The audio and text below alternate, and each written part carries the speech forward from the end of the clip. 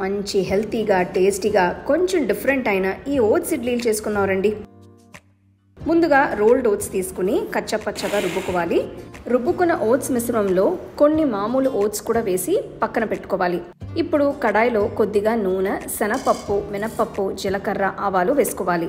ఆవాలు చిటపటలాడిన తర్వాత చిటికెడు ఇంగువ, తరిగిన ఉల్లిపాయ ముక్కలు, కరివేపాకులు, పచ్చిమిరపకాయలు, అలానే తరిగిన అల్లం వేసి కలపాలి. ఈ తాలింపుని కాస్త చల్లారించుకొని ఓట్స్ మిశ్రమంలో వేసుకోవాలి. తర్వాత క్యారెట్ తురుము, తరిగిన కొత్తిమీర, ఉప్పు వేసి కలుపుకోవాలి.